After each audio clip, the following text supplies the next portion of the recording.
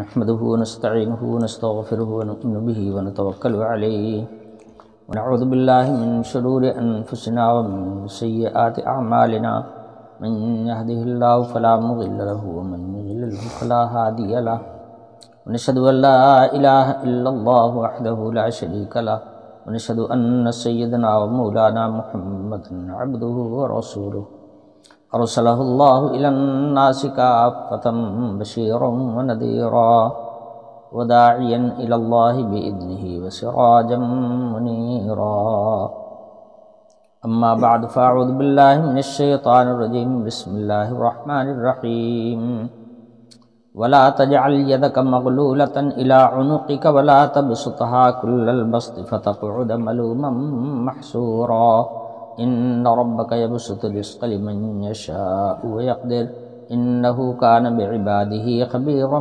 بصيرا ولا تقتلوا أولادكم خشية إملاق نحن نرزقهم وإياكم إن قتلهم كان خطأ كبيرا ولا تقربوا الزنا إنه كان فاحشة وساء سبيلا۔ کئی آیت پیچھے ارشاد فرمایا گیا تھا من اراد الآخرۃ وسعى لها سعيها وهو مؤمن فأولئك كان سعيهم مشكورا۔ دنیا میں دو قسم کے لوگ ہیں، کچھ تو وہ ہیں جو اپنا ہر کام صرف دنیا کے لیے کرتے ہیں،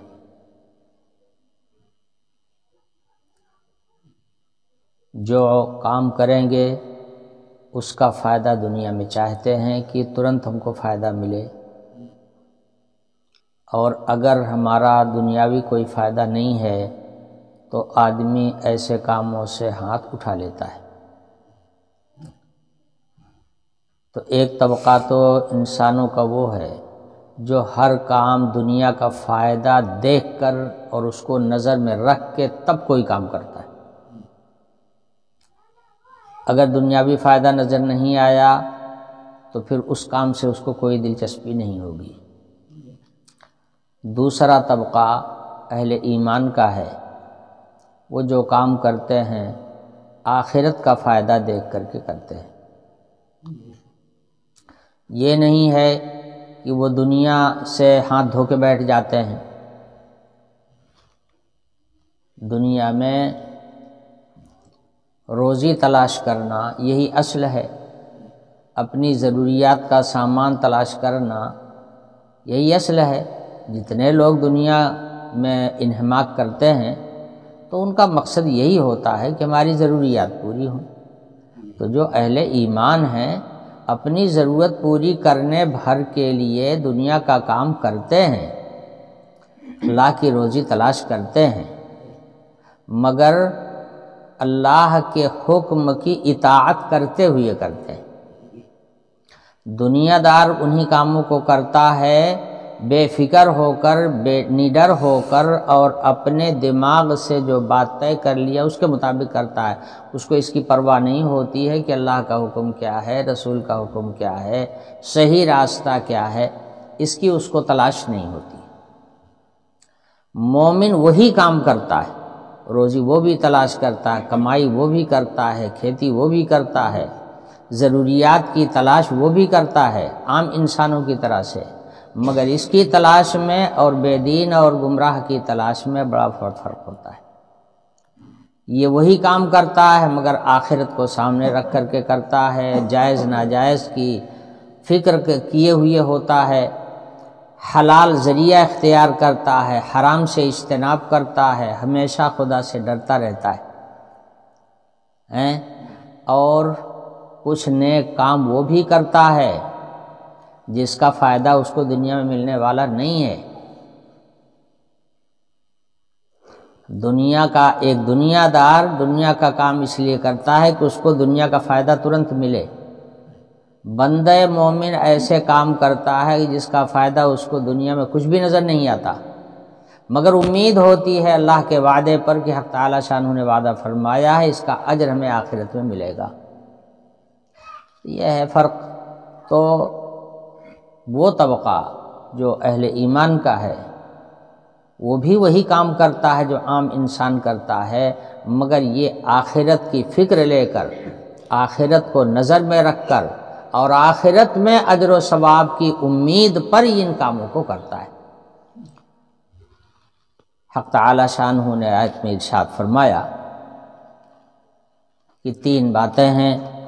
پہلی بات یہ ہے کہ آخرت کے لیے جو عمل کرے تو بس آخرت میں ملنے کی امید پر کرے،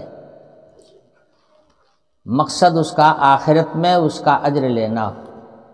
اور دوسری بات یہ ہے کہ اس کے لیے سعی جد و جہد اور کوشش بھی ہو، بس صرف امید ہی امید لیے نہ بیٹھا ہو کہ بھائی اللہ میاں ہم کو اسے دے دیں گے، بڑے غفور الرحیم ہے بخش دیں گے۔ صرف امید، آرزو اور تمنا کوئی چیز نہیں ہے۔ دنیا جو ہے یہ عمل گاہ ہے، یہاں ہر کام کرنے سے ہوتا ہے۔ جو کام آپ کریں گے اس کا پھل ملے گا، نہیں کریں گے ہاتھ پر ہاتھ دھر کے بیٹھ رہیں گے نہیں ملے گا۔ دنیا عالم اسباب، تو کوشش بھی ہو اس کے لیے، جد و جہد بھی ہو، بھاگ دوڑ بھی ہو، جیسے دنیا کے ہر کام کے لیے ہوتی ہے اس کے لیے بھی ہو۔ تیسری شرط یہ ہے کہ ایمان کے ساتھ ہو۔ اگر یہ تینوں چیزیں ہیں تو حق تعالی شانہ نے وعدہ فرمایا ہے کہ کان سعیہم مشکورا، ان کی یہ کوشش، محنت اور جد و جہد رائے گاہ نہیں جائے گی، اللہ کے دربار میں قابل قدر ہے۔ اس کے بعد ان اعمال خیر کا ذکر فرمایا جا رہا ہے جو آخرت کے لیے آدمی کرتا ہے، جس کا فائدہ آخرت میں یقینی طور پر ملنے والا ہے۔ اور وہ بنیادی امور ذکر کیے جا رہے ہیں کہ جن میں آدمی اپنی طبیعت کی وجہ سے بے راہ ہو جاتا ہے، رستے سے بھٹک جاتا ہے۔ جو صحیح شاہراہ قائم کی ہے انبیاء علیہ السلام نے، اس پٹری سے آدمی ہٹ جاتا ہے، اس لیے خاص طور سے اس کی نشاندہی کی گئی کہ طبیعت پر مت چلو بلکہ حکم شریعت پر چلو۔ اور احکام شریعت کیا ہیں؟ وہ اعمال جن کا فائدہ آخرت میں بھرپور ملنے والا ہے، ان اعمال خیر کو ان آیتوں میں ذکر فرمایا جا رہا ہے۔ سب سے پہلا جو حکم دیا گیا وہ یہ دیا گیا کہ شرک سے اپنے آپ کو بچاؤ، اللہ کو پہچانو اور معبود صرف وہی ہے، اسی کو معبود سمجھو، اس کے علاوہ اور کسی کے سامنے اپنا سر مت جھکاؤ۔ یہ سر جھکے تو صرف اپنے خالق و مالک کے سامنے جھکے، یہ سر کسی اور کے سامنے جھکنے کے لیے اللہ نے نہیں پیدا کیا ہے۔ انسان ہی ہے جس کا سر سب سے اونچا رہتا ہے، باقی جسم کے اعضاء نیچے ہوتے ہیں اور سر سب سے اونچا ہوتا ہے۔ حالانکہ جڑ بنیاد سر ہی ہے، ہونا تو چاہیے تھا کہ سر سب سے نیچے ہو اور ہاتھ پیر اوپر ہوں، جیسے پیڑ کی جڑ نیچے ہوتی ہے اور شاخیں اوپر ہوتی ہیں۔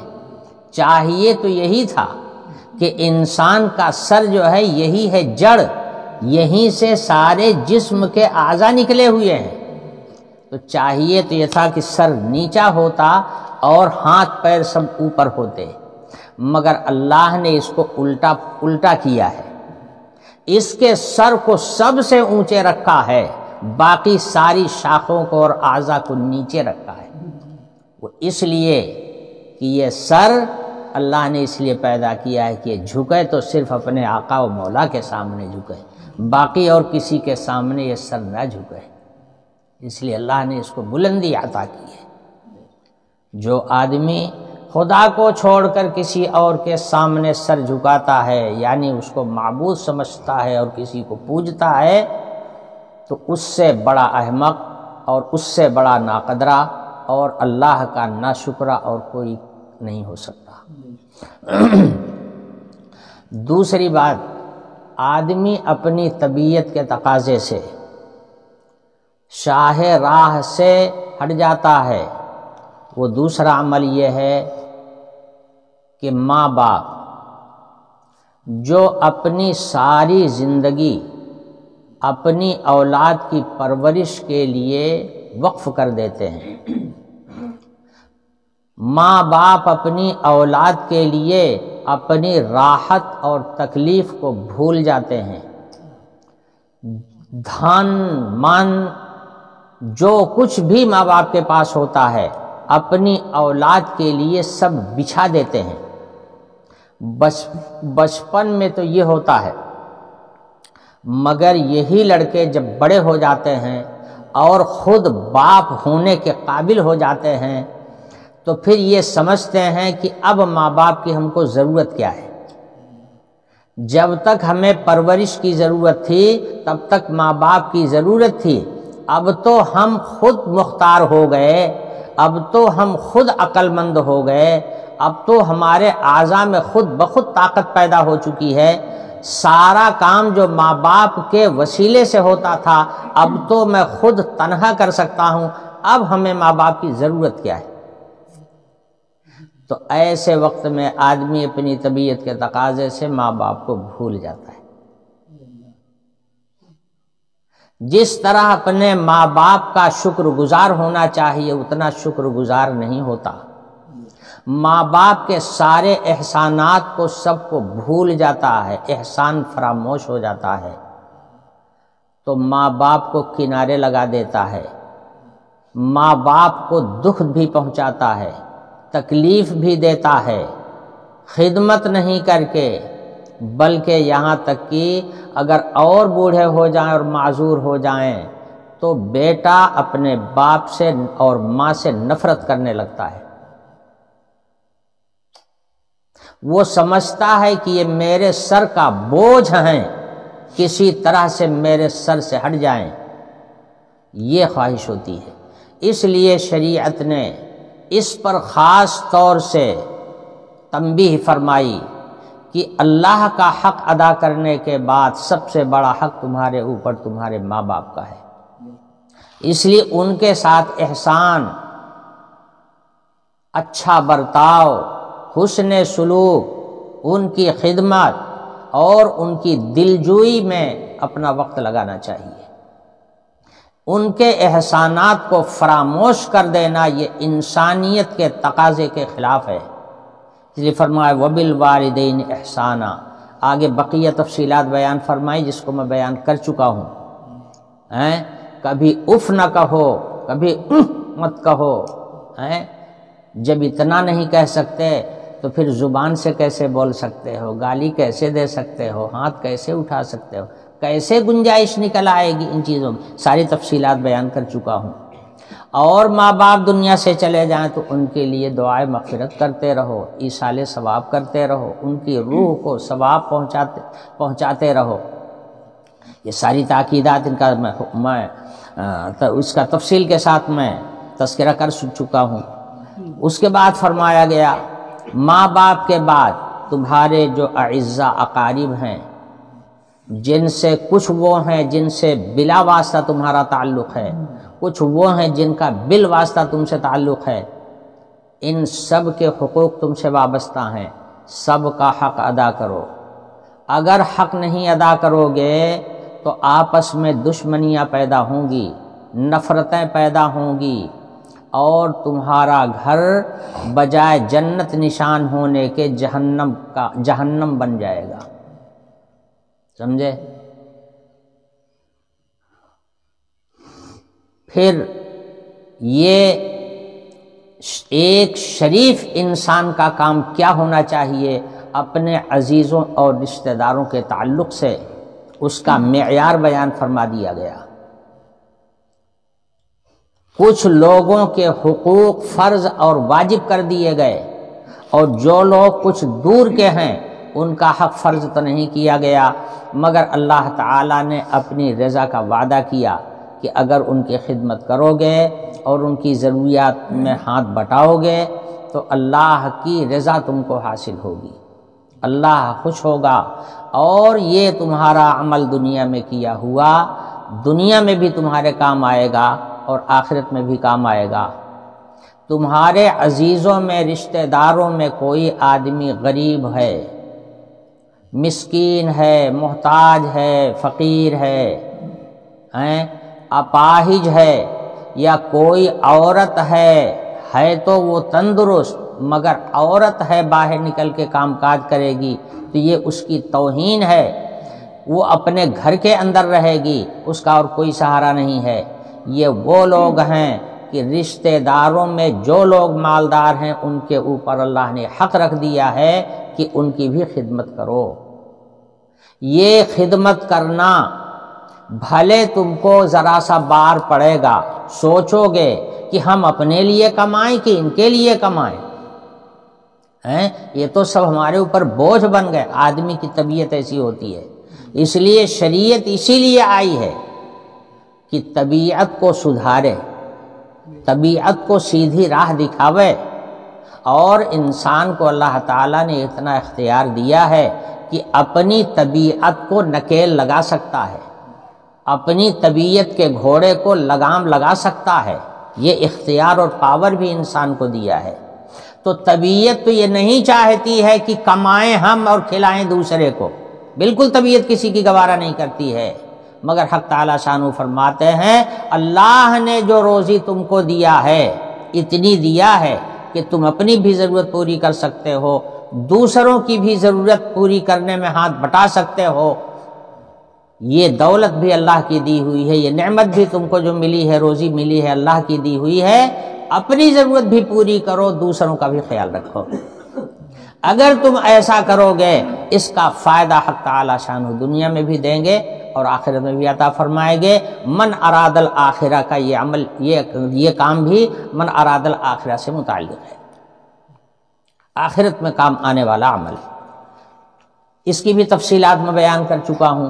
پھر آیت میں یہ بھی فرمایا گیا کہ دیکھو یہ جو روزی ہے، نعمت ہے، روپیہ پیسہ ہے، مال و دولت ہے، یہ بھی اللہ کی ایک نعمت ہے، اس کو بھی بے موقع مت خرچ کرو، بے ضرورت مت خرچ کرو، ضرورت سے زائد بھی مت خرچ کرو، یہ بھی تاکید فرما دی گئی۔ تفصیل میں پچھلے سبق میں بیان کر چکا ہوں، اس لیے آج نہیں بیان کروں گا، پوری تفصیل بیان کر چکا ہوں۔ فرمایا گیا کہ جتنے سے ضرورت پوری ہو جاتی ہے بس اتنا خرچ کرو، اس سے زیادہ مت خرچ کرو ورنہ فضول خرچی ہوگی، اور فضول خرچی جو آدمی کرتا ہے اس کو فرمایا گیا کہ وہ شیطان کا بھائی ہے۔ ان المبذرین کانوا اخوان الشیاطین۔ یہ کیوں؟ یہ نعمت اللہ نے تم کو اس لیے دیا ہے کہ خود بھی فائدہ اٹھاؤ اور دوسروں کے بھی کام آؤ، اس لیے دیا ہے، سمجھے؟ حضور اکرم صلی اللہ علیہ وسلم پر جب پہلی وحی نازل ہوئی تو حضور گھبرا گئے تھے، تھر تھرا رہے تھے، بدن کانپ رہا تھا، بھاگ کر کے گھر گئے، خدیجہ آپ کی بیوی تھیں، ان سے بتایا کہ مجھے کمبل اڑاؤ، مجھے تو اپنی جان کا خطرہ محسوس ہو رہا ہے۔ کہا کیا ہوا؟ کہا ایسا ایسا ہوا، پہلے مجھے کمبل اڑاؤ۔ اوڑھ کر کے حضور لیٹ گئے۔ جب حضور نے کہا مجھے اپنی جان کا خطرہ محسوس ہو رہا ہے تو حضرت خدیجہ رضی اللہ عنہا نے کہا کہ ایسا نہیں ہو سکتا، آپ اپنی جان کے لیے بالکل خطرہ محسوس نہ کریں، یہ اللہ تعالیٰ کا کوئی خصوصی معاملہ ہے، آپ کے ساتھ ہوا ہے، آپ بالکل خطرہ محسوس نہ کریں۔ اس لیے دیکھیے دلیل کیا دیا، کتنی ذہین اور فطین تھی، انہوں نے کہا کہ اس لیے کہ آپ دوسروں کے لیے کماتے ہیں، آپ اپنی کمائی میں اور آپ اپنی کوشش اور جد و جہد میں دوسروں کا حق لگاتے ہیں، ایسے نیک بخت لوگوں کو اللہ ضائع نہیں کرتا۔ آدمی یہ سمجھتا ہے کہ دولت ہماری ہے، اگر ہم اس کو خرچ کر دیں گے تو کل ہم کیا کریں گے، سمجھے؟ اس لیے دوسروں پر خرچ کرنے سے آدمی گھبراتا ہے، پیچھے ہٹتا ہے۔ حق تعالی شانو فرماتے ہیں تم کو بھی میں نے ہی پیدا کیا ہے، تمہاری ساری ضروریات ہم نے ہی مہیا کیا ہے، اور یہ جو دولت تمہارے پاس بھیجا ہے یہ بھی میں نے ہی بھیجا ہے، سمجھے؟ جو دیتا ہے وہ لے بھی سکتا ہے، وہ لے بھی سکتا ہے، اور کتنوں سے اللہ لے بھی لیتا ہے، دیتا ہے، اور جب بے راہ روی اختیار کرتے ہیں تو اللہ ان سے چھین بھی لیتا ہے۔ نہ آنے میں آدمی مختار اور نہ چھن جانے کے وقت مختار، دونوں وقت مجبور ہوتا ہے۔ اس لیے اللہ کی اس نعمت کو اور دولت کو بھی اللہ کی نعمت سمجھنا چاہیے۔ اللہ تعالیٰ نے نہ ایک دم سے اس کو خرچ کر دینے کا حکم دیا ہے اور نہ ایک دم روک لینے کا حکم دیا ہے۔ آیات آگے آ رہی ہیں، میں بتا رہا ہوں ابھی آپ کو۔ خلاصہ یہ کہ جو اللہ دولت عطا فرمائے اس کو بھی کس طرح سے استعمال کیا جائے اس کا طریقہ بھی قرآن نے بتایا کہ صحیح جگہوں پر اس کو خرچ کیا جائے، ناجائز جگہ میں 1 روپیہ نہ خرچ کیا جائے، اور بے ضرورت پیسہ نہ بہایا جائے۔ اس کا اصول بھی بیان کیا گیا، پچھلی آیت میں بیان کر چکا ہوں۔ اب دیکھیے احادیث کے اندر اور قرآنی آیات کے اندر صدقے کے فضائل بیان کیے گئے، زکوٰۃ کے فضائل بیان کیے گئے۔ اب ایک آدمی یہ سوچ کر کہ ہم جو کچھ کمائیں سارا کا سارا صدقہ کر دیں اور سب دوسروں کو دے دیں، دوسروں کی خدمت میں لگا دیں، ہے تو یہ بڑا درجہ، اس میں کوئی شک نہیں ہے۔ انبیاء علیہ الصلاۃ والسلام کا مرتبہ تو یہی تھا، ان کے پاس جو کچھ رہتا تھا سب تقسیم کر دیتے تھے، اپنے لیے کچھ رکھتے ہی نہیں تھے۔ یہی وجہ ہے کہ کسی نبی کا کوئی مکان آپ نہیں دکھا سکتے دنیا میں کہ کسی نبی نے کوئی مکان بنایا ہو، حالانکہ انبیاء علیہ الصلاۃ والسلام چاہتے تو بڑا سے بڑا محل بنا سکتے تھے، کہیں نہیں بنایا۔ پوری دنیا میں آپ کوئی نشان نہیں بتا سکتے کہ یہ فلاں نبی کا مقام ہے، فلاں نبی کا گھر ہے۔ انبیاء علیہ الصلاۃ والسلام کی زندگی تو فقیرانہ زندگی ہوتی، جو کچھ ان کے پاس آتا ہے سب اللہ کے بندوں پہ تقسیم کر دیتے ہیں، اپنے پاس کچھ نہیں۔ مگر یہ مرتبہ ہر آدمی کو حاصل نہیں، نہ ہر آدمی اتنا کر سکتا ہے۔ تو شریعت جو ہے وہ عام انسانوں کے لیے آئی ہوئی ہے، خصوصیات الگ ہیں۔ نارمل طریقہ کیا ہے؟ شریعت کیا کہتی ہے؟ شریعت یہ کہتی ہے کہ درمیانی راہ چلو، نہ ایک دم سے مٹھی بند کر لو کہ کھلے ہی نہیں، اور نہ ایک دم سے کھول کر کے سب بہا ہی دو کہ تمہارے پاس کچھ نہ رہ جائے۔ دونوں طریقے غلط ہیں۔ شریعت یہ کہتی ہے کہ درمیانی راستہ اختیار کرو، وقت پر دو، ضرورت پر خرچ کرو، اور بے ضرورت سے اس کو بچاؤ، اور اپنی ضرورت کے لیے رکھو، اپنی ضرورت کے لیے رکھو۔ شریعت یہ حکم دے رہی، شریعت جو ہے عام انسانوں کے مزاج کو اور عام انسانوں کی طبیعتوں کو سامنے رکھ کر کے حکم دیتی ہے، ورنہ مخصوص احوال جو ہیں وہ تو دوسرے ہی ہیں۔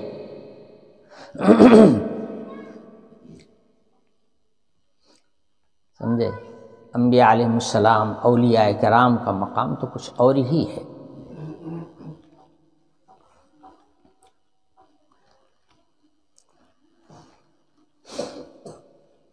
میں نے بتایا حضور اکرم صلی اللہ علیہ وسلم کا عمل ہے۔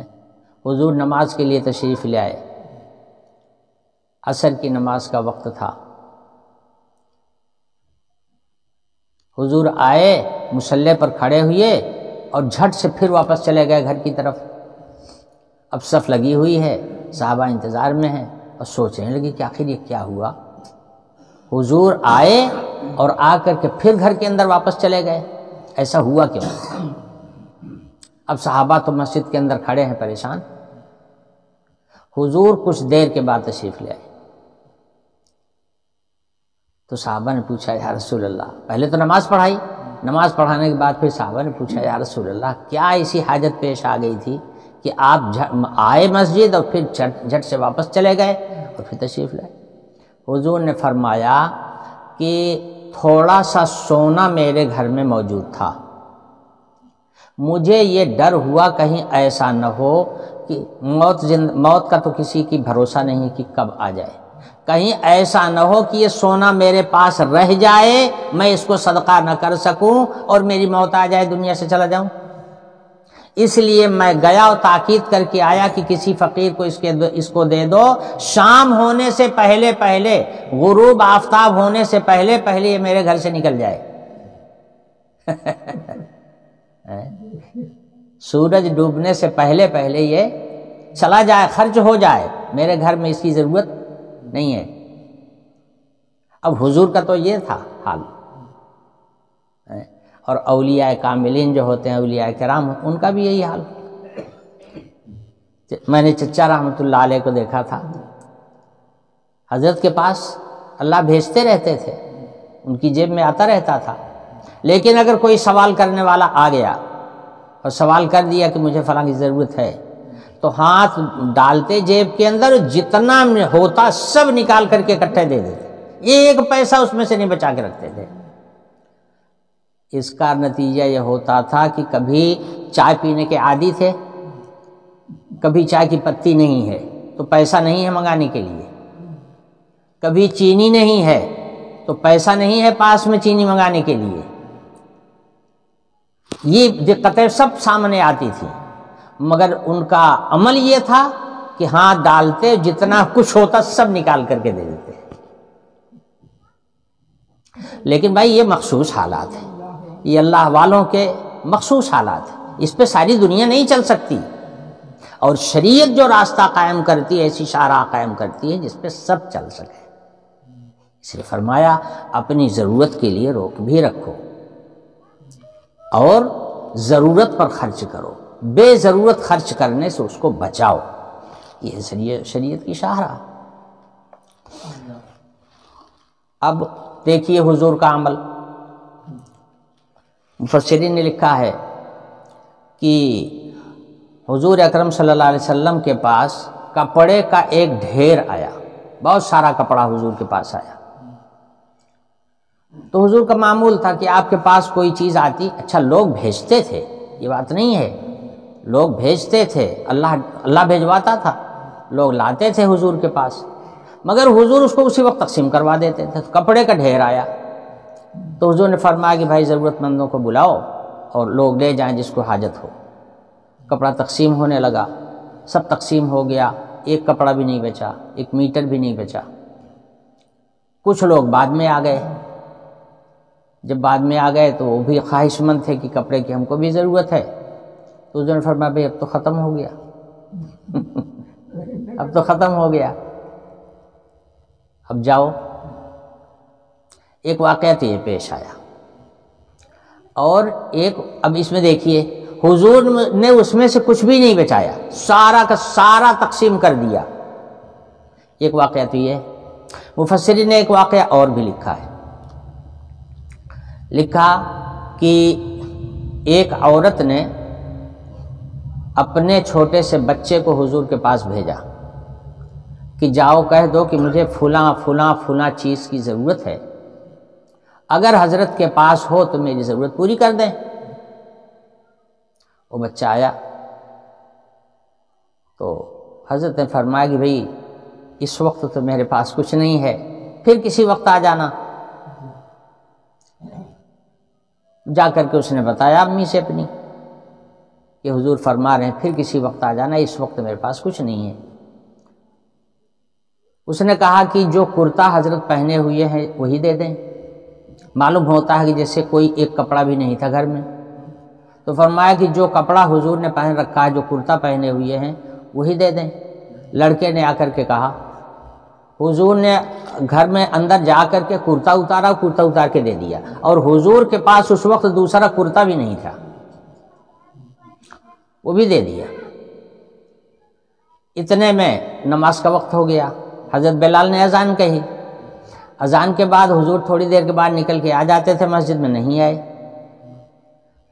پھر کچھ دیر ہونے لگی اور دیر ہونے لگی، اب ساری جماعت آ کر کے مسجد میں بیٹھی ہوئی ہے اور سب انتظار کر رہے ہیں کہ حضور تشریف لائیں، اب حضور آ ہی نہیں رہے۔ تو حضرت بلال نے اندر جا کر کے دیکھا تو حضور کا اوپر کا بدن جو ہے یہ کھلا ہوا ہے، کرتا نہیں ہے، بلا کرتے کے حضرت بیٹھے ہوئے ہیں۔ اب دیکھیے ایک کپڑا تھا، وہ کپڑا بھی صدقہ کر دیا، دے دیا دوسرے کو، دوسرے کی ضرورت پوری کرنے کے لیے، اور خود ننگے ہو گئے۔ مفسرین کہتے ہیں یہ دو واقعات پیش آئے۔ اللہ تعالی نے، چونکہ اللہ پاک نے شریعت بھیجی ہی اسی لیے ہے، اصلاح کرنے کے لیے، نبی کو مخاطب فرمایا لا تجعل يدك مغلولة الى عنقك ولا تبسطها كل البسط فتقعد ملوما محسورا۔ اپنے ہاتھ کو نہ تو اتنا باندھ کے رکھیے کہ گردن سے باندھ لیجئے، کبھی کھلے ہی نہیں، یعنی کبھی ایک پیسہ دینے کے لیے تمہاری مٹھی ہی نہ کھلے، اس طرح سے ہاتھوں کو بند بھی مت رکھیے، اور اتنا کھلا بھی نہ رکھیے کہ ایک کو پیسہ اس میں نہ رہ جائے۔ ولا تبسطها كل البسط، ایک دم سے ہاتھ خالی مت کر دیجیے۔ اللہ تعالی نے تاکید فرمائی، اپنے نبی کو تاکید فرمائی، اور مقصد ہے پوری امت کو یہ اصول دینا کہ اسی اصول پر پوری امت کو چلنا چاہیے۔ نہ ایک دم سے خالی ہاتھ ہو جاؤ، سمجھے، اور نہ اتنے کنجوس بن جاؤ کہ تمہاری مٹھی کبھی کھلے ہی نہیں۔ حضرات صحابہ تو پائی کے محتاج تھے، لیکن ضرورت ہوتی تھی تو جو کچھ ان کو ملا ہوا ہوتا تھا وہی خرچ کر دیتے تھے۔ جب حضور کہتے کسی موقع پر کہ آج یہ خرچ کا وقت ہے، جس کے پاس جو ہو لے آؤ، تو حضرات صحابہ کے پاس جو ہوتا تھا سب لا کر کے حضور کے سامنے رکھ دیتے تھے۔ کہنے کا مطلب یہ، اللہ تعالیٰ نے ایک شاہراہ دکھائی اور اعتدال بتایا کہ خرچ کے مال جو اللہ تعالیٰ عنایت فرمائے اپنی ضرورت کے لیے بھی رکھو، اور جو تمہارے عزیز قریبی ہیں ان کی ضرورت کو پہلے پوری کرو، اس کے بعد پھر دور والوں کی ضرورت پوری کرو، مگر یہ سب کچھ ہو اپنی ضرورت کو بھی سامنے رکھو۔ ایسا نہ ہو کہ سب دے کر کے تم خود محتاج بن جاؤ اور خالی ہاتھ ہو جاؤ۔ جب آدمی خالی ہاتھ ہو جاتا ہے تو پھر دوسروں کا ہاتھ دیکھتا ہے، یہ اچھی چیز نہیں ہے، یہ پسندیدہ عمل نہیں۔ یہ تاکید فرمائی گئی آیت کے اندر، لا تجعل يدك مغلولة الى عنقك ولا تبسطها كل البسط، نہ تو اپنے ہاتھ کو اپنی گردن میں باندھ کے رکھو کہ کبھی کھلے نہیں، اور نہ ایک دم سے کھول دو کہ کچھ رہی ہی نہ جائے، اور بیٹھ رہو تم حسرت و افسوس کر کے یا ملامت زدہ ہو کر کے۔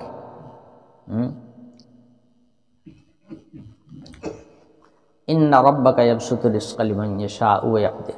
اس کے بعد تعالیٰ شانہ نے ارشاد فرمایا کہ آدمی کنجوسی کیوں کرتا ہے؟ کنجوسی اس لیے کرتا ہے کہ وہ یہ جانتا ہے کہ میں نے بڑی محنت سے اس کو کمایا ہے اور مجھ کو ملا ہے، اگر میں اس کو خرچ کر دوں گا تو ہو سکتا ہے پھر نہ ملے۔ یہ کیوں سوچتا ہے؟ اس لیے سوچتا ہے، وہ یہ سمجھتا ہے کہ یہ دولت جو آئی ہے وہ میری محنت کا نتیجہ ہے، میں نے کمایا ہے، میں نے کوشش کی ہے، محنت کی ہے، تب ملا ہے، تو گویا میری کارروائیوں سے ملا ہے، یہ جانتا ہے، اس لیے کنجوسی کرتا ہے۔ حق تعالی شانہ فرماتے ہیں کہ تم کیا کما سکتے ہو، اب تم کہاں سے لا سکتے ہو؟ تم اپنے وجود میں بھی اللہ کے محتاج ہو، اپنی ضروریات میں بھی اللہ کے محتاج ہو۔ یہ دولت جو آتی ہے اللہ کے دینے سے آتی ہے، اللہ دیتے ہیں تب ملتی ہے، تمہاری کمائی سے نہیں ملتی۔ کتنے بڑے بڑے دانش مند عقل مند ہیں، بیچارے پیسے کے محتاج رہتے ہیں، ان کو کچھ بھی نہیں ملتا۔ حالانکہ عقل مندی میں، دانش مندی میں کہیے تو وہ اونچی اونچی بات کریں گے اور اتنا اعلیٰ قابلیت کے مالک ہوں گے کہ آپ اس کی گرد بھی نہیں ہیں، مگر بیچارے پیسے کے محتاج رہتے ہیں، ان کو کہیں دولت نہیں ملتی۔ اور بعض لوگ ایک دم انگوٹھا چھاپ ہوتے ہیں، اپنا نام بھی نہیں لکھ سکتے، اور دولت ان کے نیچے سے اوپر تک کل بھری رہتی ہے۔ یہ کسی کی محنت کا نتیجہ نہیں ہے، بلکہ یہ اللہ کی عطا ہے۔ تو پتہ یہ چلا کہ یہ دولت اللہ کے دینے سے ملتی ہے، اس لیے اس کو خرچ کرنے میں بھی اس اصول کو سامنے رکھنا چاہیے جو اللہ پاک نے بیان فرمایا ہے۔ نہ بیجا خرچ کیا جائے اور نہ سارا خرچ کر دیا جائے، درمیانی راہ اختیار کی جائے۔ اور اپنے پاس اگر دولت موجود ہے تو دوسروں کی بنیادی ضروریات کا خیال رکھا جائے۔ اپنی ضرورت پوری ہو گئی ہے، دوسرا کوئی حاجت مند آ گیا اور اس کی ضرورت نہیں پوری ہو رہی ہے تو کچھ نہ کچھ اپنی طاقت کے مطابق اس میں ہاتھ بٹاؤ، حصہ لیو، اس کا اجر آخرت میں بھی ملے گا، دنیا میں بھی ملے گا۔ تو اللہ تعالیٰ نے ارشاد فرماتے ہیں ان ربک یبسط الرزق لمن یشاء ویقدر، روزی کو وسیع کرنا، جس کے لیے اللہ تعالیٰ چاہتے ہیں اس کے لیے روزی وسیع کر دیتے ہیں، اور جس کی روزی کو چاہتے ہیں حق تعالیٰ شانہ تنگ کر دیتے ہیں۔ تو روزی کو وسیع کر دینا اور روزی کو تنگ کر دینا یہ اللہ پاک کا کام ہے۔ ارے بھائی آپ اسی پر کیوں نہیں غور کر لیتے؟ ایک خاندان ہوتا ہے، بچے کچے جب ہونا شروع ہوتے ہیں اور 7-8 آدمیوں کی تعداد بن جاتی ہے تو پھر کمری گرو ہونے لگتی ہے۔ لوگ کہتے ہیں بھائی اب گزارا نہیں ہے، بہت خرچہ ہو گیا ہے، وہ بار بہت زیادہ بڑھ گیا ہے، خرچہ بہت بڑھ گیا ہے، پورا نہیں ہو پا رہا ہے، لوگ پریشان ہوتے ہیں۔ 8-10 آدمی اگر گھر کے اندر ہو گئے تو ہر آدمی میں تنگی محسوس کرتا ہے کہ یہ غربت آ گئی، غریبی آ گئی۔ غریبی کیوں آ گئی؟ کھانے والے بہت ہو گئے۔ اچھا 8-10 آدمی میں خرچہ نہیں پورا ہو رہا ہے، ہر آدمی پریشان ہے۔ یہی 8-10 آدمی جب 10 جگہ چلے جائیں گے تو سب کے یہاں 10-10 ہو جائیں گے، اور جو پریشانی 10 آدمیوں میں تھی اب وہ 100 آدمیوں پہ چلی گئی۔ اب اس میں جہاں 10 آدمی تھے اب 100 آدمی ہو گئے، اور خرچہ سب کا پورا ہو رہا ہے۔ بتائیے دیکھ رہے ہیں کہ نہیں روزانہ؟ باپ کے زمانے میں آپ تنگی محسوس کر رہے، سمجھ رہے کہ ہم بہت تنگ لوگ ہیں، بہت فقیر ہیں، ہمارے پاس کچھ نہیں ہے، اور ان کے ہوئے 5 لڑکے، اور 5 لڑکے کے 5 ہوئے، اور سب 5 گھر میں منتقل ہو گئے، روزی پہلے سے زیادہ ہو گئی۔ پہلے فاقہ ہوتا تھا، اب فاقہ کسی گھر میں نہیں ہو رہا ہے۔ زمین وہی ہے، غلہ 100 گنا زیادہ ہو رہا ہے۔ یہ غلہ کہاں سے آ رہا ہے؟ غلہ کوئی بناتا ہے کیا؟ کوئی حکومت بناتی ہے کہ کوئی انسان بناتا ہے؟ یہ غلہ بھی تو اللہ ہی بناتے ہیں نا۔ ہر آدمی کو غلے کی ضرورت ہے۔ جب ان گھروں میں 10-10 آدمی تھے تو خرچہ بھاری تھا، آج اسی گھر کے افراد میں 100 آدمی ہو گئے ہیں، 10 آدمیوں کے 10 گھر ہو گئے ہیں، اور ضرورت سب کی پہلے سے زیادہ پوری ہو رہی ہے۔ کہاں سے آ رہا ہے وہ؟ کیسے آ رہا ہے؟ تو سوچنے کی بات نہیں ہے۔ آدمی ذرا، اللہ نے عقل دی ہے نا، اس بدھی کو لگاؤ ان چیزوں میں، اللہ کی قدرت سمجھ میں آئے گی۔ ناسمجھی کی بات نہیں ہے، یہ سمجھ سے پرے کی چیز نہیں ہے، لیکن عقل لگانے کی ضرورت ہے۔ یہی فائدہ ہوتا ہے قرآن سننے میں۔ جب اللہ والوں کے پاس آدمی بیٹھتا ہے، قرآن اور حدیث کے مضامین سامنے آتے ہیں تو بدھی کھلتی ہے، آدمی عقل سے کام لیتا ہے۔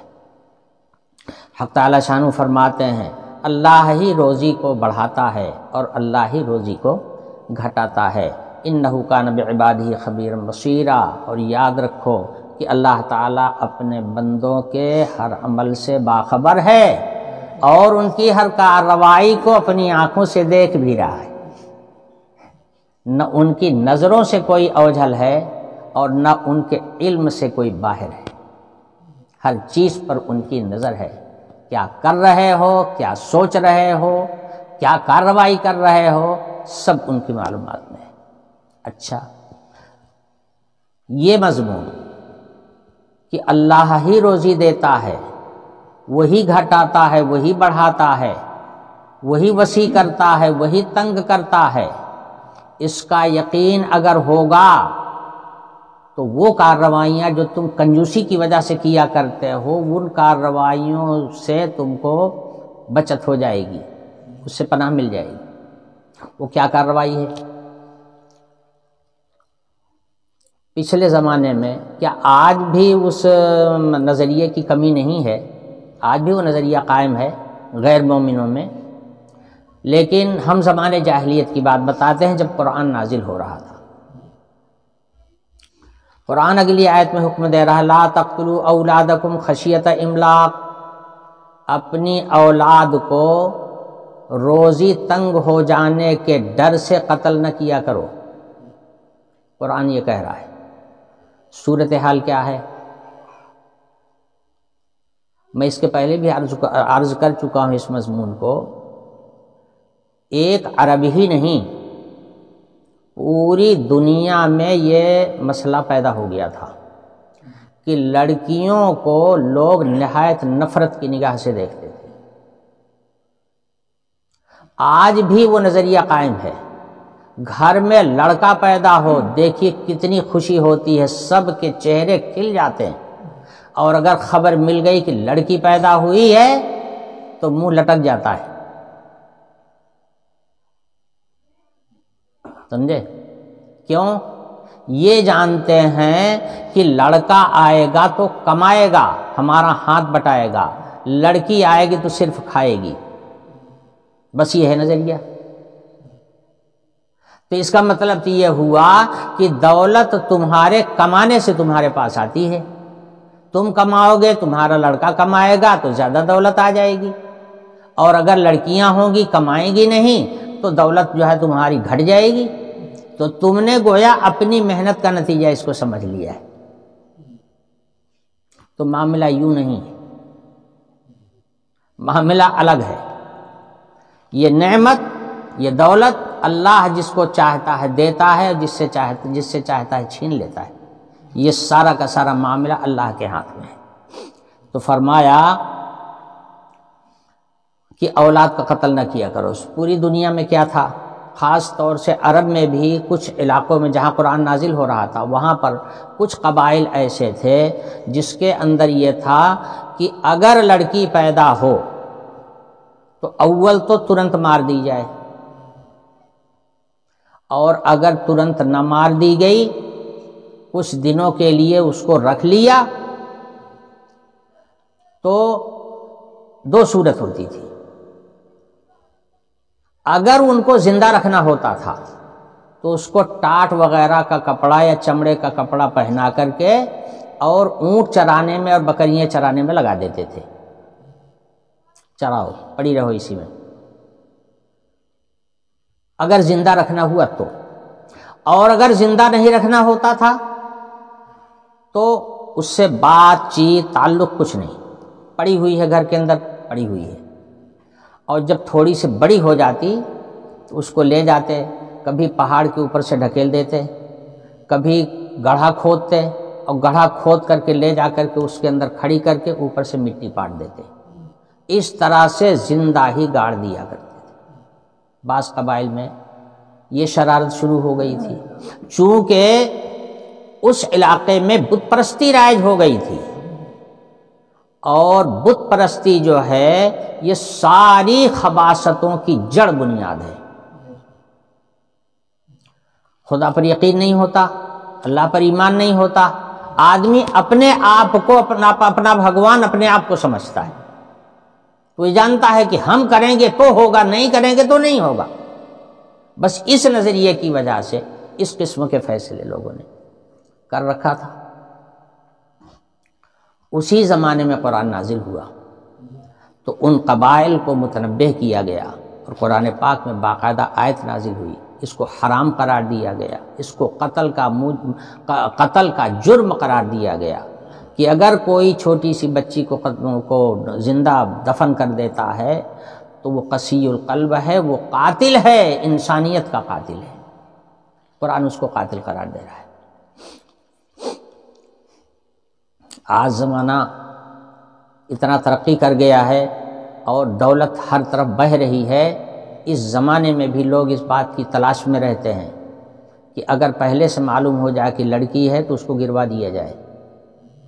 ایسی ایسی دوائیں آ گئی ہیں اور ایسے ایسے انجیکشن آ گئے ہیں اور ایسے ایسے آلات پیدا ہو گئے ہیں کہ جس سے پہلے سے تشخیص کرا کر کے لوگ گروا دیا کرتے تھے۔ یہ کیا ہے؟ وہی نظریہ تو ہے جو زمانے جاہلیت کا نظریہ تھا، وہی نظریہ آج تک کام کر رہا ہے۔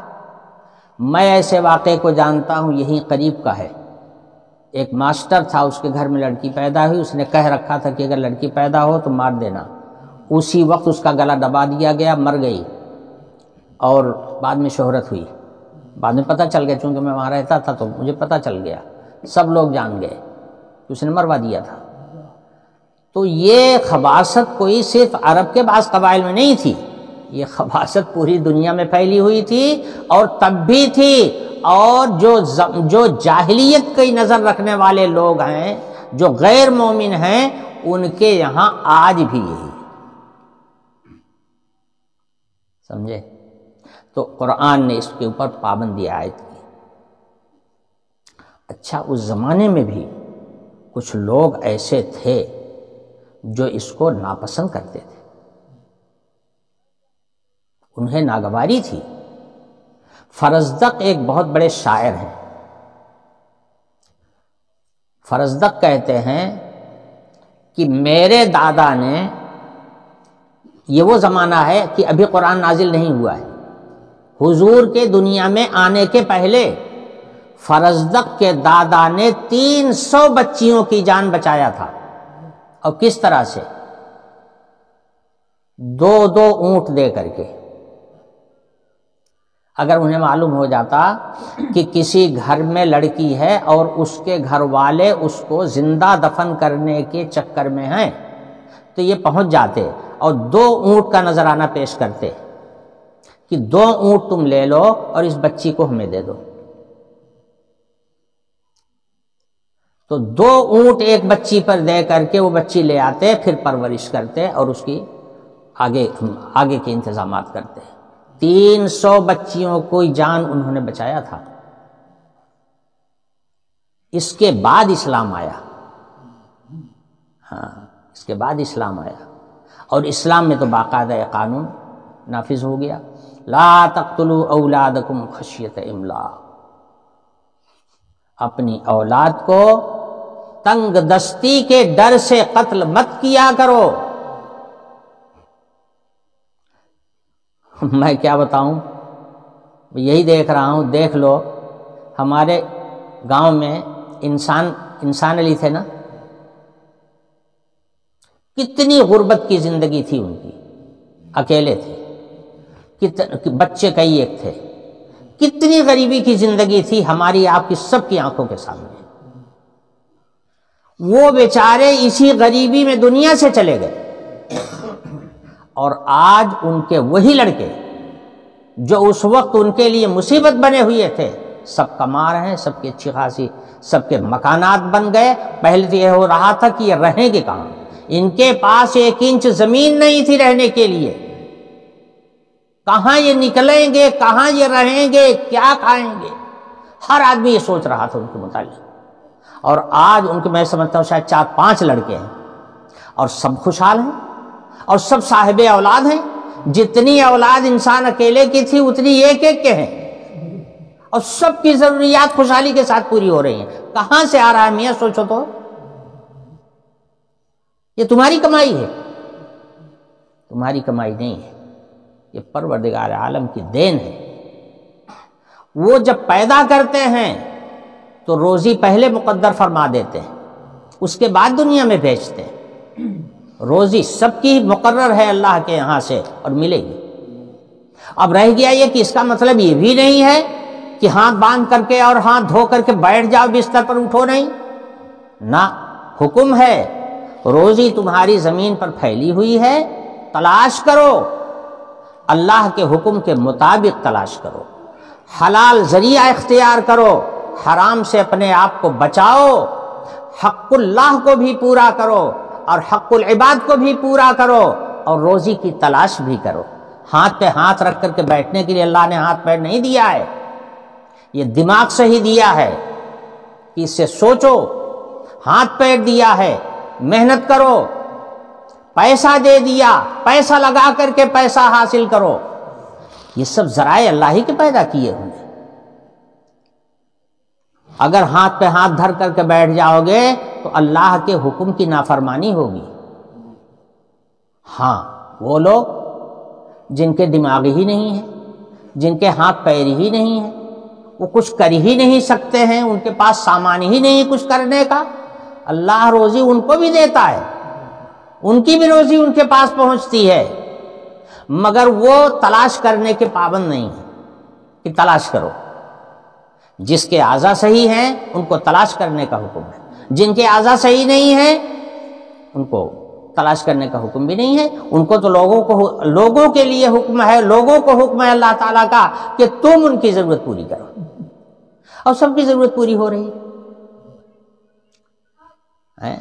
کتنے لوگ ہیں جن کو میں نے دیکھا ہے کہ نہ ہاتھ ہے نہ پیر ہے، کچھ بھی نہیں، پڑے ہوئے ہیں صرف، مگر روزی ان کے پیٹ تک پہنچ رہی ہے، انہیں کپڑا بھی مل رہا ہے اوڑھنے کے لیے، اور کھانے کے لیے کھانا بھی مل رہا ہے، اور پینے کے لیے پانی بھی مل رہا ہے، سب کچھ مل رہا ہے، نہ ہاتھ ہے نہ پیر ہے، کچھ بھی نہیں۔ ایسے لوگوں کو میں نے دیکھا ہے۔ تو بھائی معاملہ یہ ہے کہ یہ نعمت، یہ دولت، یہ مال، یہ بھی اللہ کی عطا ہے، اللہ ہی کے دینے سے ملتی ہے۔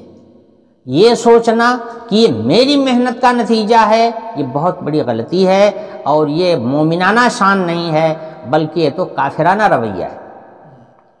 تو فرمایا گیا لا تقتلوا اولادکم خشیۃ املاق نحن نرزقهم وإیاکم، حق تعالی شانہ فرماتے ہیں ہم ہی ان کو بھی روزی دیتے ہیں اور ہم ہی تم کو بھی روزی دیتے ہیں۔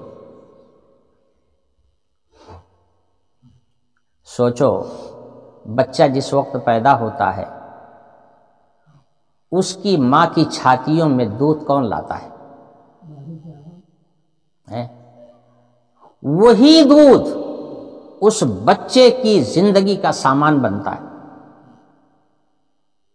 اور اس میں آپ کا کوئی دخل نہیں، آپ کچھ نہیں کر سکتے۔ اگر اس کی چھاتیوں میں دودھ آ گیا تو اللہ کا شکر ادا کیجئے بس، اگر نہیں آیا تو آپ اس میں دودھ بنا نہیں سکتے، آپ کے طاقت سے باہر ہے، آپ کچھ بھی نہیں کر سکتے اس معاملے میں۔ اگر ماں کی چھاتیوں میں دودھ نہ اترے تو بچے کی موت کے علاوہ کوئی راستہ نہیں ہے، اس لیے کہ اور کوئی چیز کھا کر کے اور پی کر کے وہ زندہ نہیں رہ سکتا، اسی دودھ سے ہی اس کو غذائیت ملے گی۔ اس کو آپ دانہ نہیں کھلا سکتے، آپ اس کو چاول نہیں کھلا سکتے، کوئی نرم سے نرم غذا آپ اس کو نہیں کھلا سکتے ہیں، اس کو تو غذا صرف دودھ کی چاہیے، سمجھے؟ اب یہ کون پیدا کرتا ہے، کہاں سے آتا ہے، آپ نے کیا کیا ہے اس میں؟ آپ کا کوئی دخل نہیں ہے۔ اسی لیے ایسے لوگ اگر ایسی کوئی ضرورت پیش آ جاتی ہے، یعنی دودھ کم ہوتا ہے، تو لوگ بھاگ کر کے آتے ہیں کسی دیندار آدمی کے پاس، آپ پڑھ کے دم کر دیجیے، آپ پڑھ کے دم کر دیجیے، اللہ دودھ اتار دے۔ اللہ کے کلام کا آدمی سہارا تلاش کرتا ہے،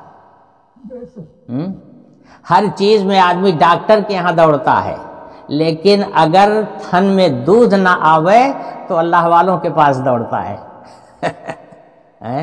وہ ڈاکٹر کے پاس نہیں جاتا، وہ جانتا ہے کہ اللہ کی نعمت ہے، اللہ کا کلام پڑھا جائے گا، ہو سکتا ہے اللہ اپنے کلام کی برکت سے دودھ اتار دیں، اس لیے بھاگ بھاگ کر کے لوگ پھکانے کے لیے آتے ہیں، دم کر دیجئے تاکہ اللہ دودھ اتار دے۔ یہ ہے اللہ تعالیٰ فرماتے ہیں اس بچے کو بھی روزی میں ہی دیتا ہوں، اور تم کو جو روزی ملتی ہے وہ بھی میری ہی دی ہوئی ہے۔ نحن نرزقہم وإیاکم ان قتلہم کان خطأ کبیرا، بچوں کو مار ڈالنا، بچوں کو قتل کر دینا، ان کی جان ختم کرنے کی کوشش کرنا، یہ بہت بڑی خطا ہے، خطأ کبیرا، بہت بڑی خطا ہے۔